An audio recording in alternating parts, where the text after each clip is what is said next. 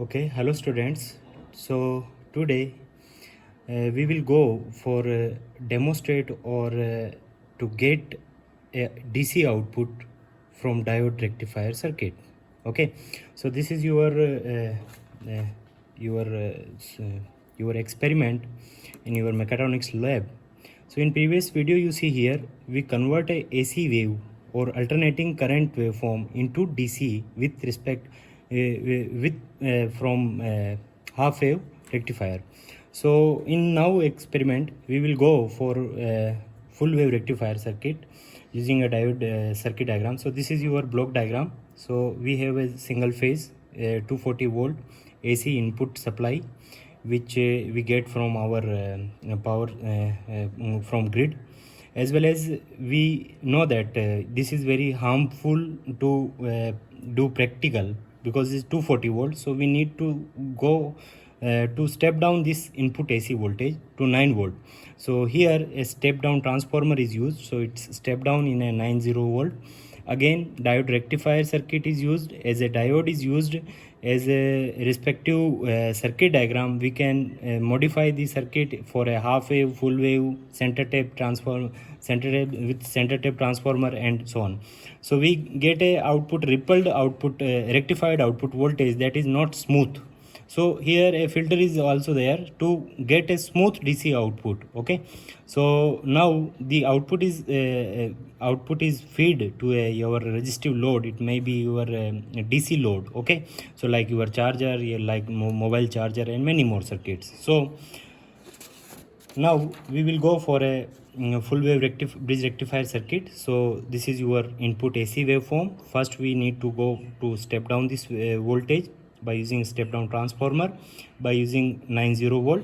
So 90 volt is fed to a diode rectifier circuit. So here we get a bridge combination. In this bridge we have two legs. So in one leg two diode are upper and two diode are lower. So if the input AC waveform is a positive cycle, okay, then D1 and D2 are forward bias. So that for positive cycle only D1 and D2 are on and D3 and D4 are off. So it is like a open circuit at that time, and only D1 and D2 are short circuited. So the current is transformed flow through this path, okay, to the load and come to D2, and again the circuit is completed. Similarly, for a negative cycle only D3 and D4 are connected. So D3 the current is passed at that time negative cycle. This point is higher potential than this one. So this D3 and D4 are forward bias.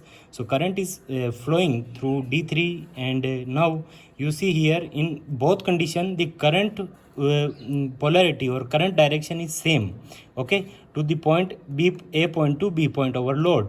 Okay, so we get a rippled full wave rectified output voltage over here.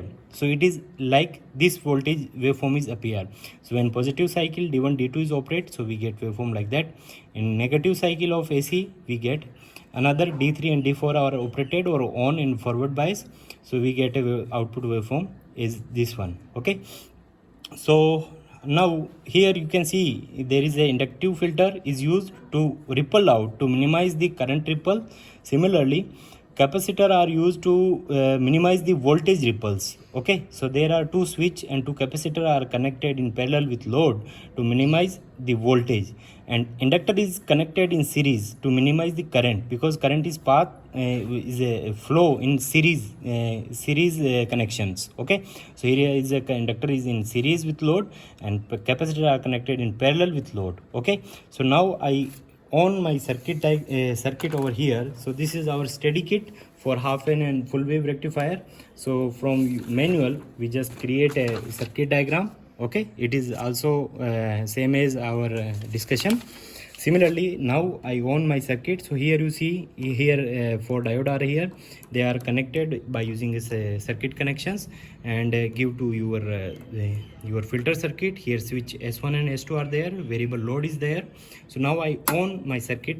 So I own our power supplies here, and now you see there the input voltage and output voltage can be diagnosed by using a waveforms. So here you see here this is your yellow one is your input waveform. So it have some parameter like what is the RMS voltage. So it have a 10.3 RMS voltage. What is the peak to peak? Peak to peak means maxima of this point to minima of this point. This voltage is 929 or approximately 29.2 volt is a peak to peak voltage of a AC waveform.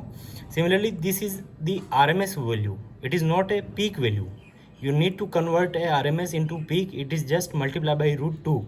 So we get approximately 14 volt peak or 15 volt. So that 15 upper and 15 lower. So we get approximately 28 or 29 voltage peak to peak voltage. Similarly, what is the output across the load? So it is rectified. You can see that in this waveform, the central axis is here.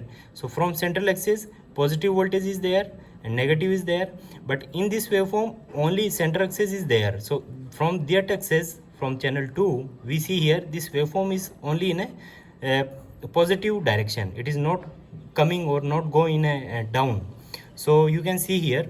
So what is the average voltage of this is given by here is a 8.18 or 8.19. So similarly, what is the frequency of in first input source is 50 hertz, but the frequency of second output waveform is given by 100 because it just double, because it is convert a negative half into positive, so that the frequency is doubled. Now if see, this is the ripple is very high. It is because zero is here, average you get average. So if you averaging this voltage and divide by the maxima, you get a ripple.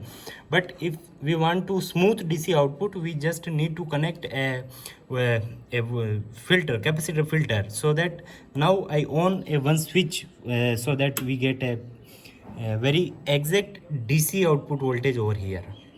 Okay, so you see here, this is smooth DC output. As again I switch off, you get a rectified output waveform. Again I on my capacitor filter, then you can see this is very smooth DC output. You can also measure its maxima and minima by using some functions, but it is not need. So I think you understand the basic working of full wave rectifier circuit, and now you can also calculate its value that we get if input voltage is like 9.9. We just convert to a DC. So what is the DC average output voltage is approximately 8.9. So it is very approximately same as your practical readings from our DSO. So now thank you very much.